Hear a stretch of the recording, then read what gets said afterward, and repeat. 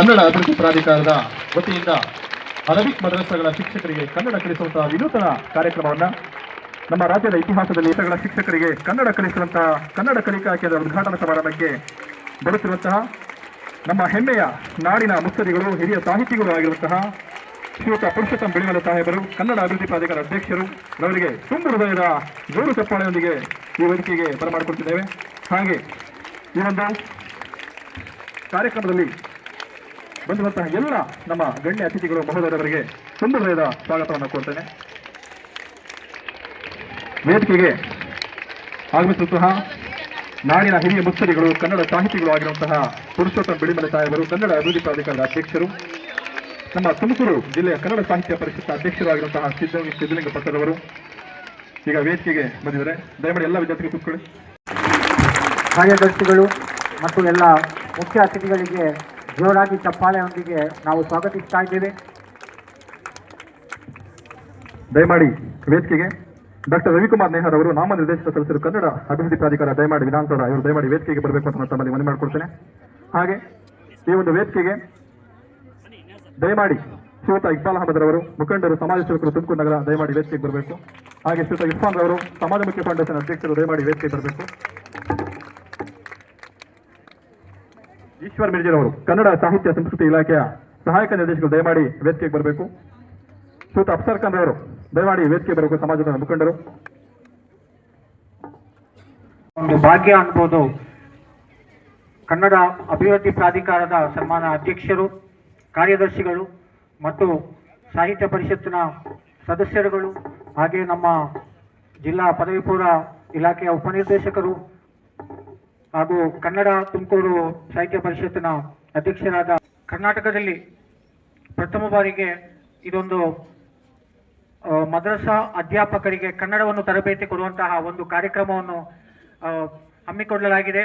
ಇದಕ್ಕಾಗಿ ನಮ್ಮ ಪದವಿ ಪೂರ್ವ ಕಾಲೇಜನ್ನು ಆಯ್ಕೆ ಮಾಡಿ ನಮ್ಮ ಪ್ರಾಂಶುಪಾಲರನ್ನು ಇದರ ತರಬೇತುದಾರರಾಗಿ ಆಯ್ಕೆ ಮಾಡಿ ಇದರ ಒಂದು ಉದ್ಘಾಟನಾ ಸಮಾರಂಭವನ್ನು ನಾವು ಇವತ್ತು ಹಮ್ಮಿಕೊಂಡಿದ್ದೇವೆ.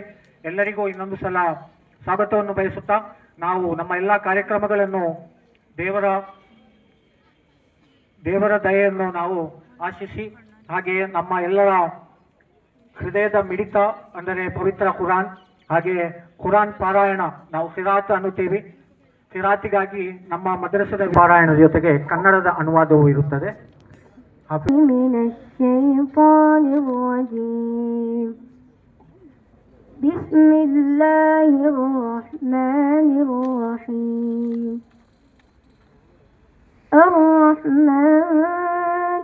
علم القرآن خلق الإنسان علمه البيان الشمس والقمر بحسبان والنجم والشجر يسجدان والسماء رفعها ووضع الميزان الوزن بالقسط ولا تخسروا الميزان والأرض وضعها للأنام فيها فاكهة والنخل ذات الأكمام والحب ذو العصف والريحان فبأي آلاء ربكما تكذبان. ಪರಮ ದಯಾಮಯನು ಕರುಣಾನಿಧಿಯೂ ಆದ ಅಲ್ಲಾಹನ ನಾಮದಿಂದ. ರಹಮಾನನು ಅಂದರೆ ಪರಮ ದಯಾಮಯನು. ಈ ಕುರ್ಆನನ್ನು ಕಲಿಸಿರುವನು. ಅವನೇ ಮಾನವನನ್ನು ಸೃಷ್ಟಿಸಿದನು. ಸೂರ್ಯ ಚಂದ್ರರು ಒಂದು ಗಣನಿಗೆ ಅಧೀನರಾಗಿದ್ದಾರೆ ಮತ್ತು ಎಲ್ಲ ನಕ್ಷತ್ರಗಳು ವೃಕ್ಷಗಳು ಸಾಷ್ಟಾಂಗವಿರುತ್ತಿವೆ. ಆಕಾಶವನ್ನು ಅಲ್ಲಿ ಕಡಿತ ಮಾಡಬೇಡಿರಿ. ಅವನು ಭೂಮಿಯನ್ನು ಸಕಲ ಸೃಷ್ಟಿಗಳಿಗಾಗಿ ಉಂಟು ಮಾಡಿದನು. ಅದರಲ್ಲಿ ತರತರದ ಅನೇಕ ರುಚಿಕರವಾದ ಫಲಗಳಿವೆ. ಖರ್ಜೂರದ ಮರಗಳಿವೆ. ಅವುಗಳ ಫಲಗಳು ಹೊದಿಕೆಗಳಲ್ಲಿ ಸುತ್ತಿಕೊಂಡಿವೆ. ತರತರದ ಧಾನ್ಯಗಳಿವೆ. ಅವುಗಳಲ್ಲಿ ಹೊಟ್ಟೂ ಇದೆ, ಕಾಳೂ ಇದೆ. ಯಕ್ಷಗಳೇ ಮತ್ತು ಮಾನವರೇ, ನೀವಿನ್ನೂ ನಿಮ್ಮ ಪ್ರಭುವಿನ ಯಾವ ಯಾವ ಅನುಗ್ರಹಗಳನ್ನು ಸುಳ್ಳಾಗಿಸುವಿರಿ. خلق الإنسان من صلصال كالفخار وخلق الجان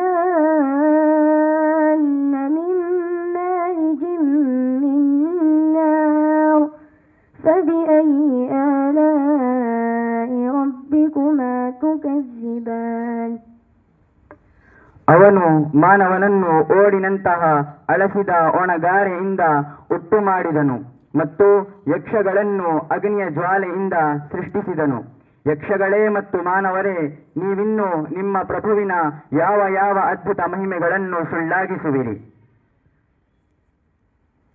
رب المشرقين ورب المغربين فبأي آلاء ربكما تكذبان ಎರಡು ಪೂರ್ವಗಳ ಮತ್ತು ಎರಡು ಪಶ್ಚಿಮಗಳ ಪಾಲಕ ಪ್ರಭು ಅವನೇ ಆಗಿರುತ್ತಾನೆ. ಯಕ್ಷಗಳೇ ಮತ್ತು ಮಾನವರೇ, ನೀವಿನ್ನೂ ನಿಮ್ಮ ಪ್ರಭುವಿನ ಯಾವ ಯಾವ ಸಾಮರ್ಥ್ಯಗಳನ್ನು ಸುಳ್ಳಾಗಿಸುವಿರಿ.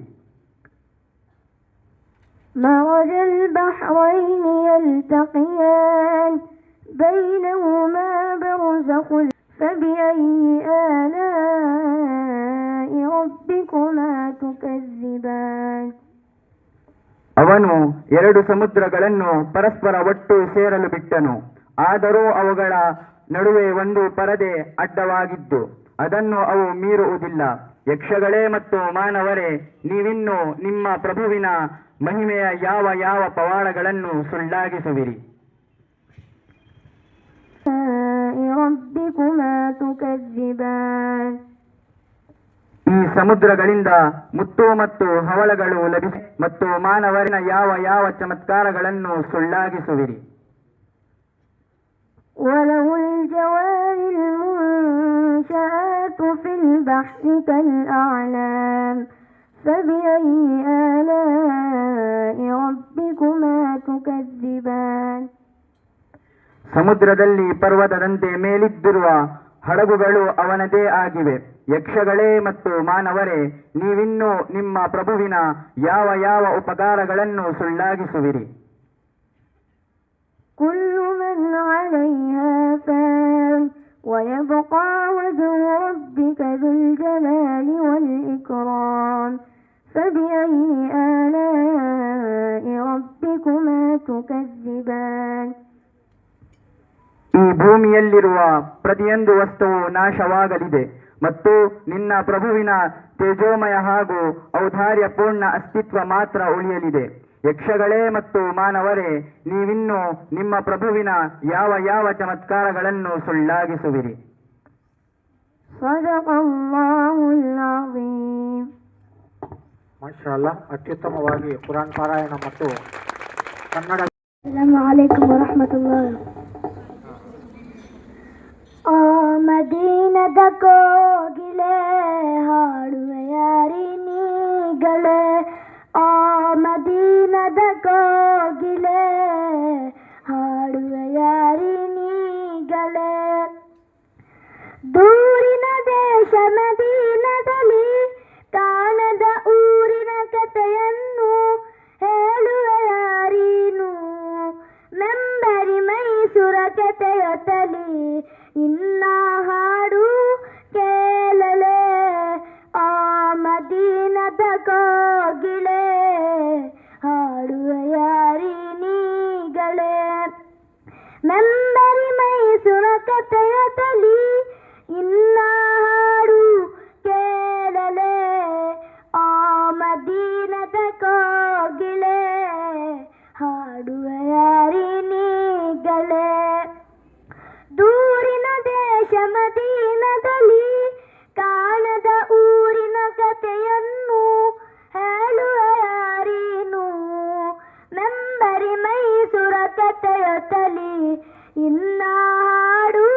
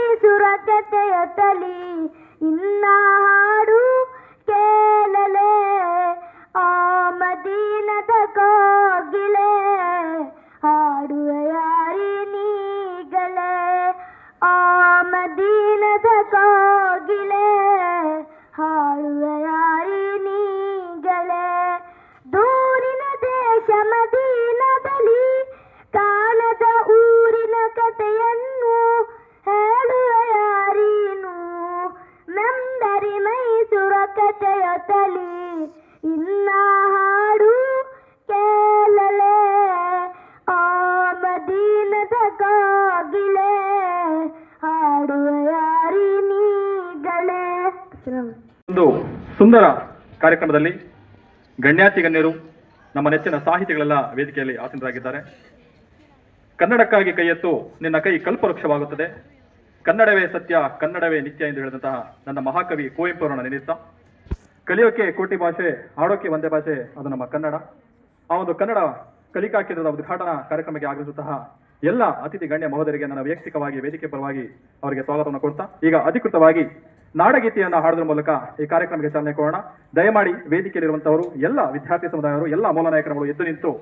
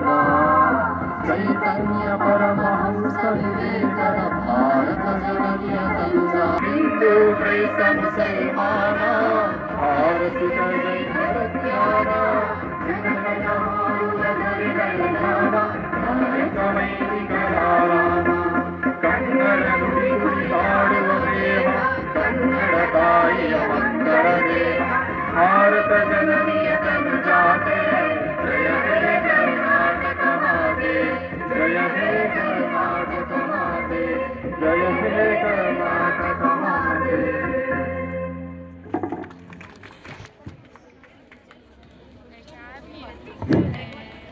ವೇದಿಕೆಯ ಮೇಲೆ ಆಸೀನರಾಗಿರುವಂತಹ ಗಣ್ಯಾತಿ ಗಣ್ಯರೇ, ಶಿಕ್ಷಕ ಬಂಧುಗಳೇ, ವಿದ್ಯಾರ್ಥಿ ಮಿತ್ರರೇ ಹಾಗೂ ಪ್ರೀತಿಯ ಕನ್ನಡಾಭಿಮಾನಿಗಳೇ, ಅಸ್ಸಲಾಮು ಅಲೈಕುಂ ವರಹಮತುಲ್ಲಾಹಿ ವಬರಕಾತುಹು.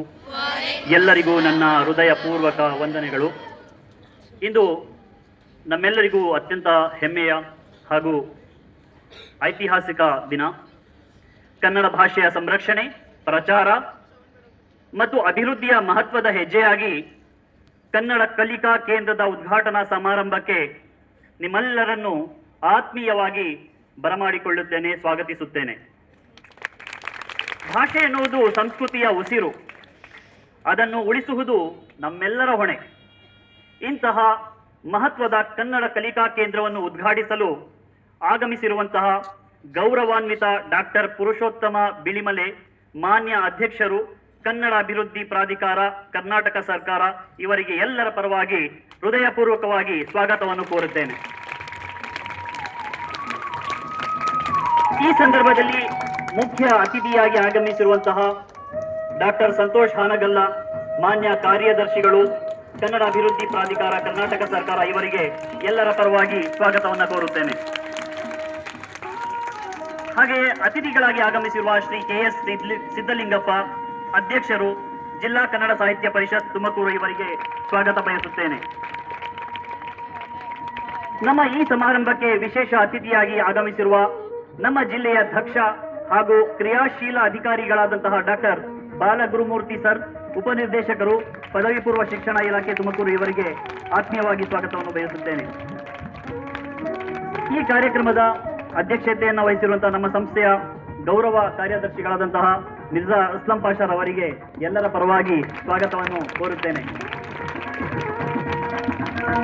ಹಾಗೆಯೇ ವೇದಿಕೆ ಮೇಲೆ ಉಪಸ್ಥಿತರಿರುವಂತಹ ನಮ್ಮ ಸಂಸ್ಥೆಯ ಗೌರವಾನ್ವಿತ ಶ್ರೀ ಅಬ್ದುಲ್ ರೆಹಮಾನ್, ಅಧ್ಯಕ್ಷರು, ಜಾಮಿಯಾ ಸೈದನ ಅನಸ್ ಬಿನ್ ಮಾಲಿಕ್, ಇವರಿಗೆ ಎಲ್ಲರ ಪರವಾಗಿ ಆತ್ಮೀಯವಾದಂತಹ ಸ್ವಾಗತವನ್ನು ಕೋರುತ್ತೇನೆ. ಹಾಗೆಯೇ ಈ ಕಾರ್ಯಕ್ರಮಕ್ಕೆ ವಿಶೇಷ ಆಹ್ವಾನಿತರಾಗಿ ಆಗಮಿಸಿರುವ ಡಾಕ್ಟರ್ ರವಿಕುಮಾರ್ ನೇಹಾ, ನಾಮ ನಿರ್ದೇಶಿತ ಸದಸ್ಯರು, ಕನ್ನಡ ಅಭಿವೃದ್ಧಿ ಪ್ರಾಧಿಕಾರ, ವಿಧಾನಸೌಧ, ಇವರಿಗೂ ಸಹ ಸ್ವಾಗತವನ್ನು ಬಯಸುತ್ತೇನೆ. ನಮ್ಮ ಜಿಲ್ಲೆಯ ಮುಖಂಡರು ಹಾಗೂ ಸಮಾಜ ಸೇವಕರಾದಂತಹ ಶ್ರೀಯುತ ಇಕ್ಬಾಲ್ ಅಹಮದ್ ಸಾಹೇಬ್ ಅವರು, ಇವರಿಗೂ ಸಹ ಈ ಒಂದು ಕಾರ್ಯಕ್ರಮಕ್ಕೆ ಹೃದಯಪೂರ್ವಕವಾಗಿ ಸ್ವಾಗತವನ್ನು ಬಯಸುತ್ತೇನೆ. ಇದೇ ಸಂದರ್ಭದಲ್ಲಿ ಉಪಸ್ಥಿತರಿರುವಂತಹ ಸಮಾಜ ಸೇವಕರು, ಯುವ ಮುಖಂಡರಾದಂತಹ ಶ್ರೀ ಇರ್ಫಾನ್ ಸರ್ ಅವರು, ಇವರಿಗೂ ಸಹ ಎಲ್ಲರ ಪರವಾಗಿ ನಾನು ಸ್ವಾಗತವನ್ನು ಬಯಸುತ್ತೇನೆ. ಹಾಗೆಯೇ ವೇದಿಕೆ ಮೇಲೆ ಆಸೀನರಾಗಿರುವಂತಹ ಹಾನಿ ಹುಸೇನ್ ಸಾಬ್ರವರು, ಯುವ ಮುಖಂಡರು ಹಾಗೂ ಸಮಾಜ ಸೇವಕರು, ಇವರಿಗೂ ಸಹ ಎಲ್ಲರ ಪರವಾಗಿ ಸ್ವಾಗತವನ್ನು ಬಯಸುತ್ತೇನೆ. ಅದೇ ರೀತಿಯಲ್ಲಿ ಮತ್ತೋರ್ವ ಸಮಾಜ ಸೇವಕರು ಹಾಗೂ ಯುವ ಮುಖಂಡರಾದಂತಹ ಶ್ರೀ ಅಫ್ಸರ್ ಖಾನ್ ಸಾಬ್ರವರು, ಇವರಿಗೂ ಸಹ ನಿಮ್ಮೆಲ್ಲರ ಪರವಾಗಿ ಆತ್ಮೀಯವಾದಂತಹ ಸ್ವಾಗತವನ್ನು ಬಯಸುತ್ತೇನೆ.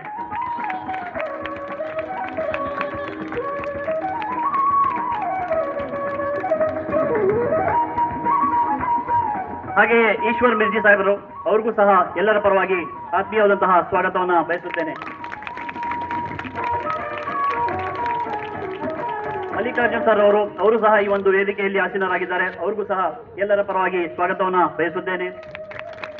ನಮ್ಮ ನೆಚ್ಚಿನ ಮುಫ್ತಿ ಸಾಬ್ರವರು ಸಹ ವೇದಿಕೆಯಲ್ಲಿ ಆಸೀನರಾಗಿದ್ದಾರೆ. ತೌಹೀದ್ ಉರ್ ರಹಮಾನ್ ಸಾಬ್ರವರು, ಇವರಿಗೂ ಸಹ ಎಲ್ಲರ ಪರವಾಗಿ ಸ್ವಾಗತವನ್ನು ಕೋರುತ್ತೇನೆ. ಮತ್ತೆ ಹಾಗೆ ಸರ್, ನಮ್ಮ ವೇದಿಕೆಯ ಮುಂಭಾಗದಲ್ಲಿರುವಂತಹ ಎಲ್ಲ ಸನ್ಮಾನಿತರಿಗೂ ಸಹ ನಾನು ಈ ಒಂದು ಸಂದರ್ಭದಲ್ಲಿ ಸ್ವಾಗತವನ್ನು ಕೋರಿದ್ದೇನೆ. ನಮ್ಮ ಆಸಿಫ್ ಸರ್ ಅವರು, ನಮ್ಮ ಯೂಸುಫ್ ಸರ್ ಅವರು, ಅಲ್ಫುರ್ಖಾನ್ ಮದ್ರಸಾ, ನಮ್ಮ ಫತೇ ಸರ್ ಅವರು, ಸುಹೇಲ್ ಸರ್ ಅವರು, ಹಾಗೆ ಇನ್ನಿತರ ಎಲ್ಲ ಮಹಾನ್ ಶಬೀರ್ ಸಾಬ್ರ ಅವರು, ನಮ್ಮ ಚಾಂದು ಸರ್ ಅವರು, ಎಲ್ಲರಿಗೂ ಸಹ ಈ ಒಂದು ಕಾರ್ಯಕ್ರಮಕ್ಕೆ ನಿಮ್ಮೆಲ್ಲರ ಪರವಾಗಿ ಆತ್ಮೀಯವಾಗಿ ಸ್ವಾಗತವನ್ನು ಕೋರುತ್ತೇನೆ. ಇದೇ ರೀತಿಯಲ್ಲಿ ಈ ಒಂದು ಕಾರ್ಯಕ್ರಮದ ಕೇಂದ್ರ ಬಿಂದುಗಳು ನಮ್ಮ ಬಲಭಾಗದಲ್ಲಿ ಕುಳಿತಿರುವಂತಹ ಎಲ್ಲ ಧಾರ್ಮಿಕ ಮುಖಂಡರುಗಳು, ಉಲಮಾಗಳು ಹಾಗೂ ಕನ್ನಡ ಕಲಿಯಲಿಕ್ಕೆ ಬಂದಿರುವ ಅಭ್ಯರ್ಥಿಗಳಿಗೆ ಮನಃಪೂರ್ವಕವಾಗಿ ನಾನು ಜೋರಾದ ಚಪ್ಪಾಳೆಯ ಮೂಲಕ ಸ್ವಾಗತವನ್ನು ಬಯಸುತ್ತೇನೆ. ಸಂಸ್ಥೆಯ ಎಲ್ಲಾ ಮುಖ್ಯಸ್ಥರಿಗೆ, ಬೋಧಕೇತರ ಸಿಬ್ಬಂದಿ ವರ್ಗದವರಿಗೆ ಸ್ವಾಗತವನ್ನು ಬಯಸುತ್ತೇನೆ. ಎಲ್ಲಾ ಪೋಷಕ ಬಂಧುಗಳಿಗೆ, ಪತ್ರಕರ್ತರಿಗೆ ಹಾಗೂ ಎಲ್ಲಾ ವಿದ್ಯಾರ್ಥಿಗಳಿಗೆ ಸ್ವಾಗತವನ್ನು. ಭಾಷೆಯಲ್ಲ, ಅದು ನಮ್ಮ ಭಾವನೆ, ನಮ್ಮ ಅಸ್ತಿತ್ವ ಮತ್ತು ನಮ್ಮ ಸಂಸ್ಕೃತಿಯ ಪ್ರತೀಕ. ಇಂದಿನ ತಂತ್ರಜ್ಞಾನ ಯುಗದಲ್ಲಿ ಮಾತೃಭಾಷೆಯ ಮಹತ್ವವನ್ನು ಯುವ ಜನತೆಗೆ ಅರಿವು ಮಾಡಿಸುವುದು ಅತ್ಯಗತ್ಯವಾಗಿದೆ. ಈ ನಿಟ್ಟಿನಲ್ಲಿ ಕನ್ನಡ ಕಲಿಕಾ ಕೇಂದ್ರವು ಹೊಸ ಪೀಳಿಗೆಗೆ ಕನ್ನಡ ಕಲಿಸುವ ದೀಪಸ್ತಂಭವಾಗಲಿದೆ ಎಂಬ ವಿಶ್ವಾಸವನ್ನು ನಾನು ಹೊಂದುತ್ತೇನೆ. ನನ್ನ ಭಾಷೆ ನನ್ನ ಹೆಮ್ಮೆ, ಕನ್ನಡ ನಾಡು ನನ್ನ ನೆಲೆ. ಮತ್ತೊಮ್ಮೆ ತಮ್ಮೆಲ್ಲರಿಗೂ ಸಹ ಸ್ವಾಗತವನ್ನು ಕೋರುತ್ತಾ ಈ ಒಂದು ಸ್ವಾಗತ ಭಾಷಣವನ್ನು ಮುಗಿಸ್ತೇನೆ. ಅಸ್ಸಲಾಮು ಅಲೈಕುಂ ವರಹಮತುಲ್ಲಾಹಿ ವಬರಕಾತು. ಸ್ವಾಗತವನ್ನು ಕೋರ್ತಾ ಇದ್ದೇವೆ. ಹಾಗೆ ನಮ್ಮ ಸಂಸ್ಥೆಯ ಪ್ರಧಾನ ಕಾರ್ಯದರ್ಶಿಗಳು ಮತ್ತು ಸಂಸ್ಥಾಪಕರಾದ ಹಾಜಿ ಮಿರ್ಜಾ ಅಸ್ಲಂ ಪಾಷಾ ಅವರನ್ನು ಸನ್ಮಾನಿಸಲು ಮುಖ್ಯ ಅತಿಥಿಗಳಿಗೂ ನಾನು ಸ್ವಾಗತ ಕೋರ್ತಾ ಇದ್ದೇವೆ. ಹಾಗೆ ನಮ್ಮ ಕ್ಯಾಂಪಸ್ ಡೈರೆಕ್ಟರ್ ಆದ ಅಯೂಬ್ ಸರ್ ಅವರಿಗೆ, ನಮ್ಮ ಎಲ್ಲ ಶಿಕ್ಷಕ ಅವರ ಬೋಧಕೇತರ ವೃಂದದವರಿಗೂ ಸ್ವಾಗತವನ್ನು ಕೋರ್ತಾ ಇದ್ದೇವೆ. ಈಗ ನಮ್ಮ ಸಸಿಗೆ ಅಥವಾ ಗಿಡಕ್ಕೆ ನೀರು ಎರಚುವ ಮೂಲಕ ನಮ್ಮ ಎಲ್ಲ ಗಣ್ಯರು ಈ ಅಧಿಕೃತವಾಗಿ ಕನ್ನಡ ಕಲಿಕಾ ಕೇಂದ್ರದ ಉದ್ಘಾಟನೆಯನ್ನು ನೆರವೇರಿಸ್ತಾ ಇದ್ದಾರೆ. ನಾಡಿನ ಹಿರಿಯ ಸಾಹಿತಿಗಳು, ಮುಕ್ತರಿಗಳು, ಪುರುಷೋತ್ತಮ ಬಿಡಿಮಲೆ ಸಾಹೇಬರು ಹಾಗೂ ವೇದಿಕೆ ಮತ್ತು ಎಲ್ಲ ನಮ್ಮ ಗಣ್ಯರು ನಮ್ಮ ಕನ್ನಡ ಕಲಿಕಾ ಕೇಂದ್ರದ ಉದ್ಘಾಟನೆಯನ್ನ ನೆರವೇರಿಸಿಕೊಡ್ತಾ ಇದ್ದಾರೆ. ವಿದ್ಯಾರ್ಥಿಗಳ ಮತ್ತು ಜೋರು ಚಪ್ಪಾಳೆಯನ್ನ ಹೊಡೆಯುವ ಮೂಲಕ ನಮ್ಮ ಈ ಉದ್ಘಾಟನಾ ಕೇಂದ್ರಕ್ಕೆ ಸಾಕ್ಷಿಯಾಗಿ ನಾವೆಲ್ಲ ಇವತ್ತು ಈ ಸುಂದರ ಕಾರ್ಯಕ್ರಮದಲ್ಲಿ ಆಸೀನರಾಗಿದ್ದೀರಿ. ತಾಯಿ ನಿತ್ಯೋತ್ಸವ ಹೆಸರೊಂದಿಗೆ ನಮ್ಮ ಕನ್ನಡ ನಾಡಿನ ಹೆಮ್ಮೆಯ ಸಾಹಿತಿ ನಿಸಾರ್ ಅಹಮದ್ ಸಾಹೇಬರನ್ನ ನೆನೆಯುತ್ತಾ ಇಂದು ಗಿಡಕ್ಕೆ ನೀಡುವುದರ ಮೂಲಕ ಕನ್ನಡ ಕಲಿಕಾ ಕೇಂದ್ರವನ್ನು ಉದ್ಘಾಟಿಸಿಕೊಟ್ಟಂತಹ ನಾಡಿನ ಹಿರಿಯ ಸಾಹಿತಿಗಳು, ಮುತ್ಸದಿಗಳು, ಕನ್ನಡ ಅಭಿವೃದ್ಧಿ ಪ್ರಾಧಿಕಾರದ ಅಧ್ಯಕ್ಷರಾಗಿರುತ್ತಾ ಬಿಳಿಮಲೆ ಸಾಹೇಬರು ಹಾಗೂ ಸಂತೋಷ್ ಅವರು, ವೇದಿಕೆ ಎಲ್ಲ ಗಣ್ಯರಿಗೆ ನಾನು ಅನಂತ ಧನ್ಯವಾದ. ಎಲ್ಲ ಪ್ರೀತಿಯ ವಿದ್ಯಾರ್ಥಿನಿಯರೇ, ಇವತ್ತು ನಮ್ಮ ಕನ್ನಡ ಅಭಿವೃದ್ಧಿ ಪ್ರಾಧಿಕಾರ ಮಾತಾಡಬಾರ್ದು ಮಕ್ಕಳು, ಮಾತಾಡಬಾರ್ದು. ನೀವು ಇಲ್ಲಿ ನೋಡ್ಬೇಕು. ಒಂದು 2 ಗಂಟೆ ನೀವೆಲ್ಲ ಮೌನವಾಗಿರ್ಬೇಕು. ಓಕೆ. ಕನ್ನಡ ಅಭಿವೃದ್ಧಿ ಪ್ರಾಧಿಕಾರ ಮತ್ತು ಏನು ಜಾಮಿಯಾ ಸೈಯದಿನ್ ಅನಸ್ ಇಬ್ನೆ Malik educational and charitable trust ಏನಿದೆ, ಅವರು ಇಬ್ಬರು ಕನ್ನಡ ಕಲಿಕಾ ಕೇಂದ್ರವನ್ನು ಇವತ್ತು ಉದ್ಘಾಟನೆ ಮಾಡುವಂಥ ಸಮಾರಂಭ ನಡೀತಾ ಇರುವಂಥದ್ದು ಒಂದು ರೀತಿ ಐತಿಹಾಸಿಕವಾದಂಥ ಸಂದರ್ಭ ಅಂತ ನಾನು ಭಾವಿಸ್ತೇನೆ. ಈ ಅರ್ಥಪೂರ್ಣ ಸಮಾರಂಭದ ಉದ್ಘಾಟನಾ ಭಾಷಣವನ್ನು ಮಾಡಬೇಕಾಗಿರುವಂಥವರು, ಈಗಾಗಲೇ ಉದ್ಘಾಟನೆ ಮಾಡಿರುವಂಥವರು, ಈ ರಾಜ್ಯದ ಪ್ರಖ್ಯಾತ ಸಂಸ್ಕೃತಿ ಚಿಂತಕರು, ನಾಡಿನ ಬಹಳ ದೊಡ್ಡ ಸಾಂಸ್ಕೃತಿಕ ವ್ಯಕ್ತಿತ್ವವನ್ನು ಉಳ್ಳಂತವರು, ಹಲವು ವಿಶ್ವವಿದ್ಯಾಲಯಗಳಲ್ಲಿ ತಮ್ಮ ಸೇವೆಯನ್ನು ಸಲ್ಲಿಸಿರುವಂತವರು, ಬಹಳ ಮುಖ್ಯವಾಗಿ ಈಗ ಕನ್ನಡ ಅಭಿವೃದ್ಧಿ ಪ್ರಾಧಿಕಾರದ ಅಧ್ಯಕ್ಷರಾಗಿರುವಂತವರು, ಅವರು ಈ ಸಮಾರಂಭಕ್ಕೆ ಬಂದಿರುವಂಥದ್ದೇ ಬಹಳ ಮುಖ್ಯವಾದಂಥ ಒಂದು ಗಳಿಗೆ ಅಂತ ಭಾವಿಸ್ತಾ, ನಾನು ಪ್ರೀತಿಸುವಂತ ಬಹಳ ಕೆಲವು ನಾಡಿನ ಪ್ರಜ್ಞಾವಂತ ಮನಸ್ಸುಗಳಲ್ಲಿ ಮುಖ್ಯರಾದಂತಹ ಡಾಕ್ಟರ್ ಪುರುಷೋತ್ತಮ ಬಿಳಿಮಲೆ ಸರ್ ಅವರೇ, ಈ ಸಮಾರಂಭದಲ್ಲಿರುವಂಥ ಕನ್ನಡ ಅಭಿವೃದ್ಧಿ ಪ್ರಾಧಿಕಾರದ ಕಾರ್ಯದರ್ಶಿಗಳಾಗಿರುವಂಥ ಡಾಕ್ಟರ್ ಸಂತೋಷ್ ಹಾನಗಲ್ರವರೇ, ನನ್ನ ಸ್ನೇಹಿತರು ತುಮಕೂರು ಜಿಲ್ಲೆಯ ಕನ್ನಡ ಸಾಹಿತ್ಯ ಪರಿಷತ್ತಿನ ಅಧ್ಯಕ್ಷರಾಗಿರುವಂಥ ಕೆ ಸಿದ್ಲಿಂಗಪ್ಪನವರೇ, ಹಾಗೂ ಬಹಳ ಮುಖ್ಯವಾಗಿ ಈ ಕಾಲೇಜಿನ ಪ್ರಿನ್ಸಿಪಾಲರು ನನ್ನ ಸ್ನೇಹಿತರಾಗಿರುವಂಥ ಅನ್ವರ್ ಸಾಹೇಬ್ರೆ, ಕನ್ನಡ ಅಭಿವೃದ್ಧಿ ಪ್ರಾಧಿಕಾರದ ಸದಸ್ಯರಾಗಿರುವಂತಹ ಗೆಳೆಯ ರವಿಕುಮಾರ್ ನಿಹಾರ್ ಅವರೇ, ಕನ್ನಡ ಮತ್ತು ಸಂಸ್ಕೃತಿ ಇಲಾಖೆಯ ನಮ್ಮ ಜಿಲ್ಲೆಯ ಅಧಿಕಾರಿಗಳಾಗಿರುವಂಥ ಮಿರ್ಜಿಯವರೇ, ನಾನು ಎಲ್ಲರ ಹೆಸರು ಹೇಳುವಂಥ ಸಂದರ್ಭ ಇಲ್ಲ, ವೇದಿಕೆ ಮೇಲಿರುವಂಥ ಎಲ್ಲ ಗಣ್ಯರೇ ಮತ್ತು ಪ್ರೀತಿಯ ಮಕ್ಕಳೇ, ನಾವು ಈ ವೇದಿಕೆಯಲ್ಲಿ ನಿಮ್ಗೆ ಅರ್ಥವಾಗದಂಥ ಅನೇಕ ಸಂಗತಿಗಳನ್ನ ಮಾತಾಡುವಂಥ ಪ್ರಯತ್ನ ಮಾಡಲಾರೆ. ಅದು ಯಾವುದಾದ್ರೂ ಒಂದು ಸೆಮಿನಾರಲ್ಲೋ ಚರ್ಚೆ ಮಾಡುವಂಥ ವಿಷಯಗಳು. ಇಲ್ಲಿರುವಂಥ ಮುಗ್ಧ ಮನಸ್ಸುಗಳು, ಮುಂದೆ ನೋಡಬೇಕು, ನೀವೆಲ್ಲ ಮುಂದೆ ನೋಡಿ ಏನು ಹೇಳ್ತಾ ಇದ್ದೀನಿ ಕೇಳಿಸ್ಕೋಬೇಕು. ಯಾರೋ ಒಬ್ಬ ವ್ಯಕ್ತಿ ಜೋರಾಗಿ ಮಾತಾಡ್ಕೊಂಡು ಹೋಗ್ತಾ ಇದ್ದ, ಕಾಮನ್ ಸೆನ್ಸ್ ಇಲ್ಲ. ಇಂಥ ಒಂದು ಸುಂದರವಾದ ಸಮಾರಂಭದಲ್ಲಿ ಕಲ್ತ್ಕೋಬೇಕು ಅದೆಲ್ಲ. ನನಗೆ ಕನ್ನಡಿಗರು ಯಾರು ಎನ್ನುವಂಥ ಮೊದಲನೇ ಪ್ರಶ್ನೆಗೆ ನಿಮಗೆಲ್ಲ ಗೊತ್ತೇ ಇದೆ. ಸರೋಜಿನಿ ಮಹಿಷಿ ಬಹಳ ಸ್ಪಷ್ಟವಾಗಿ ಹೇಳಿದ್ದಾರೆ, ಯಾರು ಕನ್ನಡವನ್ನು ಮಾತಾಡ್ತಾರೆ ಅವರೆಲ್ಲರೂ ಕನ್ನಡಿಗರೇ ಅಂತ. ಹಾಗಾಗಿ ನಾವೆಲ್ಲ ಕನ್ನಡಿಗರ ಜೊತೆಲಿದ್ದೀವಿ. ಇಲ್ಲೇನು ಬಹಳ ವಿಶೇಷವಾದಂಥ ಏನು ಬೇರೆ ಅರ್ಥ ಇಲ್ಲ. ನೀವೆಲ್ಲ ಯಾರು? ನಾವೆಲ್ಲ ಯಾರು? ನೀವೆಲ್ಲ ಅಂತ ಇದ್ದೀನಿ ನಾನು, ಸಾರಿ ಕ್ಷಮಿಸಿ. ನಾವೆಲ್ಲ ಯಾರು? ಜೋರಾಗಿ ಹೇಳಿ. ಯಾರಿಗೆ ಕನ್ನಡ ಅರ್ಥವಾಗುತ್ತೆ, ಯಾರಿಗೆ ಕನ್ನಡ ಮಾತಾಡ್ತಾರೆ, ಕರ್ನಾಟಕದಲ್ಲಿ ಯಾರಿದ್ದಾರೆ, ಅವರೆಲ್ಲರೂ ಕನ್ನಡಿಗರು ಎನ್ನುವಂಥ ಮೊದಲನೇ ಪ್ರಶ್ನೆನ ನಾವು ಬಹಳ ಜವಾಬ್ದಾರಿಯಿಂದ ಅರ್ಥ ಮಾಡ್ಕೋಬೇಕು.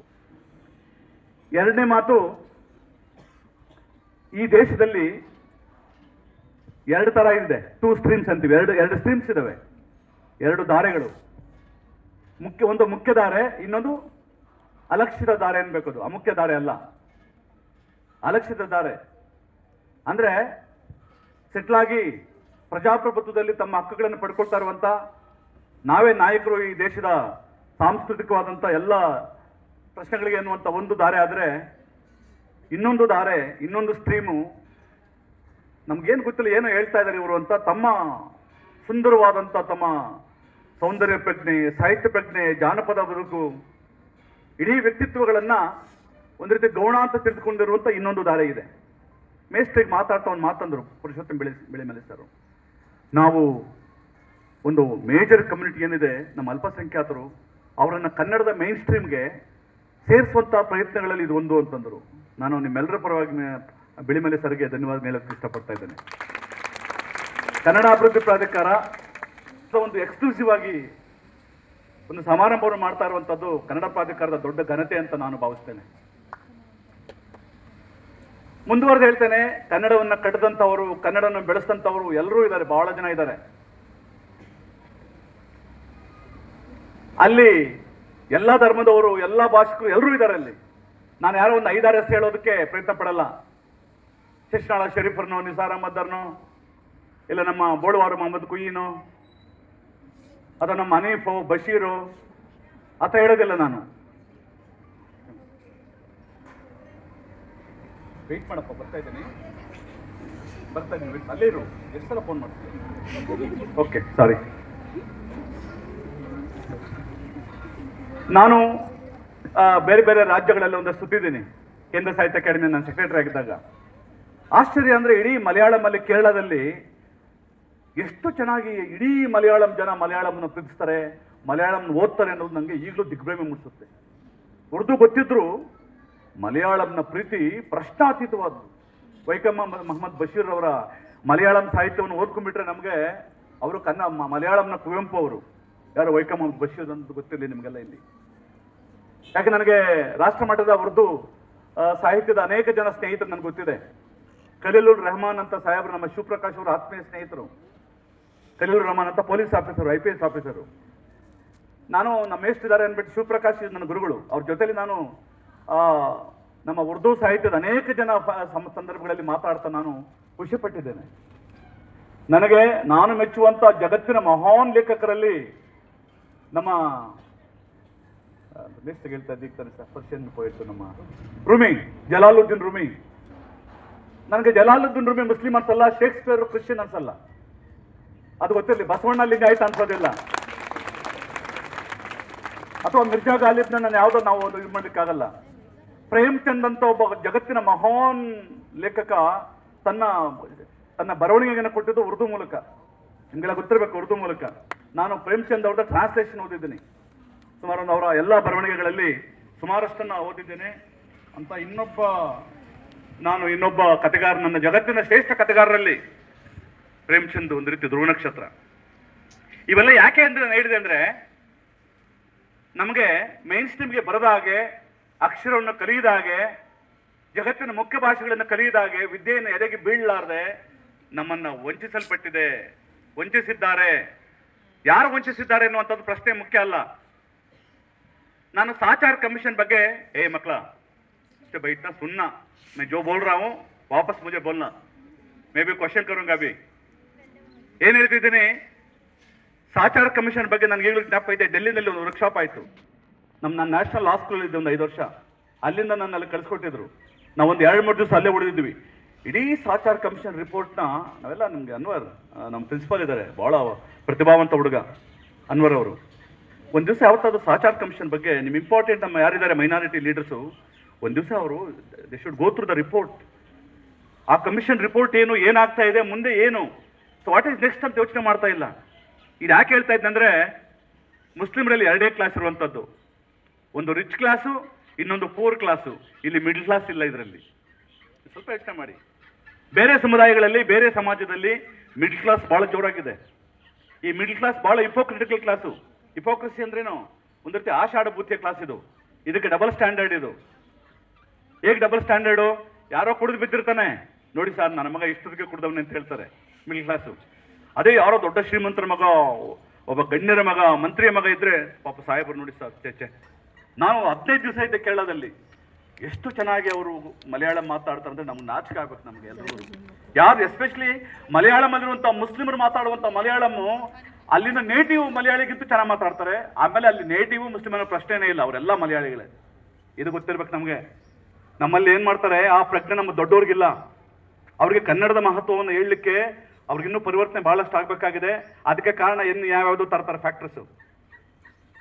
ಅದೇ ನೀವು ತಮಿಳ್ನಾಡಿಗೆ ಹೋಗಿ, ಇಡೀ ತಮಿಳ್ನಾಡಲ್ಲಿರುವಂಥ ಮುಸ್ಲಿಮ್ಸ್ ನನ್ನ ಸ್ನೇಹಿತರು ಬಹಳ ಜನ ಇದ್ದಾರೆ. ಸುಮಾರು 100-150 ಜನ ನನಗೆ ಬರಹಗಾರರು, ಆಕ್ಟಿವಿಸ್ಟ್ಗಳೆಲ್ಲ ಪರಿಚಯ ಇದ್ದಾರೆ. ಎಷ್ಟು ಸುಂದರವಾದ ತಮಿಳು ಮಾತಾಡ್ತಾರಂದ್ರೆ, ಅವ್ರು ಹೇಳ್ತಾರೆ ಸರ್ ನಮ್ಮಲ್ಲಿ ತಮಿಳು ಅಲ್ಲಿ ವ್ಯತ್ಯಾಸನೇ ಇಲ್ಲ, ಧರ್ಮದ ಅನುಪಾಡಿಗಿರುತ್ತೆ. ಭಾಷೆ ಪ್ರಶ್ನೆ ಬಂದಾಗ ಅವರ ಒಕ್ಕೊರಲಿನ ಒಂದೇ ದನಿ ಏನಂದ್ರೆ, ಆ ದೇಶ ಅಲ್ಲಿ ಏನಿರುತ್ತೆ ಪ್ರಾದೇಶಿಕ ಭಾಷೆ, ಆ ಭಾಷೆ ನನ್ನ ಭಾಷೆ, ಬೇರೆಯವ್ರ ಭಾಷೆ ಅಂದ್ಕೊಳ್ಳೋದೇ ಇಲ್ಲ. ಅದು ಈ ಜವಾಬ್ದಾರಿಯನ್ನು ನಾವೆಲ್ಲ ಇವತ್ತು ತಿಳ್ಕೊಬೇಕಂತ ಇವತ್ತಲ್ಲಿ ನಾನು ಹೇಳಲಿಕ್ಕೆ ಇಷ್ಟಪಡ್ತೇನೆ. ಮಕ್ಕಳಿಗೆ ಎಂಥ ಸುಂದರವಾದ ಒಂದು ಭಾಷೆ ಕನ್ನಡವನ್ನು ಓದದೆ ಹೋಗ್ಬಿಟ್ರೆ ಕನ್ನಡದ ಶಕ್ತಿನ ಅರ್ಥ ಮಾಡ್ಕೊಳ್ಳೋಕೆ ಸಾಧ್ಯನೇ ಇಲ್ಲ. ಆಮೇಲೆ ಆ ವಯಸ್ಸಲ್ಲಿ ಎಷ್ಟು ಭಾಷೆ ಆದರೂ ಕಲಿತೋ ಮಕ್ಕಳು. You may not learn because you think you are a big man and elderly person with your so called certificates. ಆದ್ರೆ ಆ ಮಕ್ಕಳಿಗೆ ನೀವು ಎಷ್ಟು ಭಾಷೆ ಕಲಿತಾರೆ. ಇಂಥ ವಯಸ್ಸಲ್ಲಿ ನೀವೇನಾದರೂ ಕನ್ನಡವನ್ನು ಮಕ್ಕಳಿಗೆ ಸರಿಯಾಗಿ ಕಲಿಸದೆ ಹೋದ್ರೆ ಅದು ನಿಮ್ಮ ದ್ರೋಹ ಮತ್ತು ಅಪರಾಧ ಮತ್ತು ಬೇಜವಾಬ್ದಾರಿ ಅನ್ನೋದನ್ನು ಯಾವುದೇ ಮುಲಾಜಿಂದ ಹೇಳ್ಬೋದು. You should know this. ಆ ಮಕ್ಕಳಿಗೆ ಏನು ಗೊತ್ತಿಲ್ಲ, ಮುಗ್ಧ ಮಕ್ಕಳು. ಅವ್ರ ಮನೆಯಲ್ಲಿ ಕನ್ನಡ ಬುಕ್ಸ್ ಇರಬೇಕು, ಕನ್ನಡದ ಲೇಖನಗಳು ಓದಬೇಕು, ಕನ್ನಡದ ಮಹಾನ್ ವ್ಯಕ್ತಿಗಳ ಬಗ್ಗೆ ಮಾತಾಡಬೇಕು. ಫಾರ್ ಎಕ್ಸಾಂಪಲ್ ಒಂದು ಸಣ್ಣ ಎಕ್ಸಾಂಪಲ್ ಹೇಳ್ತೇನೆ. ಭಾರತ ಜನನಿಯ ತನುಜಾತೆ ಜಯ ಹೇ ಕರ್ನಾಟಕ ಮಾತೆ. ಇಡೀ ತಮ್ಮ ಬದುಕಲ್ಲಿ ಸೆಕ್ಯುಲರ್ ಅಂದ್ರೆ ಏನು? ಸೆಕ್ಯುಲರ್ ಅಂದ್ರೆ ಬಹಳ ಇಂಪಾರ್ಟೆಂಟ್. ಅದು ಕಾನ್ಸ್ಟಿಟ್ಯೂಷನಲ್ ಪ್ರಿಯಾಂಬಲ್ ಇದೆ. We the people of India hereby solemnly it ಅದಿದೆ. Sovereign socialist secular democratic republic. ಇಡೀ ಸಂವಿಧಾನದ ಆತ್ಮ ಅದು. ಸಂವಿಧಾನ ಬಹಳ ಸ್ಪಷ್ಟವಾಗಿರುತ್ತೆ. ನಾವು ಜಸ್ಟ್ ಡಿವೇಟ್ ಅದೇ ನೋಡಿ, ಏನೋ ಮಾತಾಡುವಾಗ ಸ್ಪಾಂಟೇನಿಯಸ್ ಮಾತಾಡುವಾಗ ಒಂದ್ಸಲ ಮರೆತರೆ ಆ ಕಂಟೆಂಟೇ ಚೇಂಜ್ ಆಗೋಗ್ಬಿಡುತ್ತೆ. ಎಸ್, ಕನ್ನಡದ ನಾಡಿಗೀತೆ ಭಾಗಶಃ ಭಾರತದ ಯಾವುದೇ ಭಾಷೆಗಳಲ್ಲೂ ಕಾಣದಂಥ ಒಂದು ರಾಷ್ಟ್ರೀಯ ಪ್ರಜ್ಞೆಯನ್ನ ಅಥವಾ ಸರ್ವಜನಾಂಗದ ಪ್ರಜ್ಞೆಯನ್ನ, ಭಾವೈಕ್ಯತೆಯನ್ನ ಎಕ್ಸ್ಪ್ರೆಸ್ ಮಾಡುವಂಥ ಯಾವುದಾದ್ರೂ ಒಂದು ನಾಡಗೀತೆ ಇದ್ರೆ ಅದು ಕನ್ನಡ, ಕುವೆಂಪುರವರ ಕನ್ನಡ ಅನ್ನೋದು ನಿಮ್ಗೆಲ್ಲ. ನೀವು ಒಂದ್ಸಲ ಆ ಪದ್ಯವನ್ನು ಕೇಳ್ತಾ ಧ್ಯಾನಿಸ್ಕೊಳ್ಳಿ, ಆ ಪದ್ಯವನ್ನು ಕೇಳ್ತಾ ಧ್ಯಾನಿಸ್ಕೊಳ್ಳಿ. ಆ ಧ್ಯಾನಿಸ್ಕೊಳ್ಳುವಾಗ ನಿಮಗೆ ಇಡೀ ಕಣ್ಣು ಮುಂದೆ ಆ ಭಾರತವನ್ನು ಹೇಗೆ ಅವರು ನೆರೇಟ್ ಮಾಡ್ತಾರೆ ಅಂದ್ರೆ, ಇಡೀ ಕಣ್ಣು ಮುಂದೆ ಸರ್ವ ಜನಾಂಗದ ಶಾಂತಿಯ ತೋಟ, ಹಿಂದೂ ಕ್ರೈಸ್ತ ಮುಸಲ್ಮಾನ ಒಂದು ತೋಟದ ಹೂಗಳಿವರೆಲ್ಲ ಅಂತಾರೆ. ಬರೀ ಕವಿವೃದ್ಧಿ ಅಲ್ಲ ಅದು, ಸೆಂಟಿಮೆಂಟಲ್ ರೊಮ್ಯಾಂಟಿಕ್ ಆದಂಥ ಮಾತಲ್ಲ ಅದು. ಅದು ನಮ್ಮ ದೇಶದ ಪ್ರಜಾಪ್ರಭುತ್ವದ ಒಂದು ದೊಡ್ಡ ಆಶಯ. ಅದನ್ನು ಕುವೆಂಪುರವರು ಎಷ್ಟು ಚೆನ್ನಾಗಿ ಗೊತ್ತಿತ್ತಂದ್ರೆ ತಮ್ಮ ಬದುಕಿನದ್ದಕ್ಕೂ ಆ ಥರ ಅವರು ಬದುಕಿದ್ರವರು.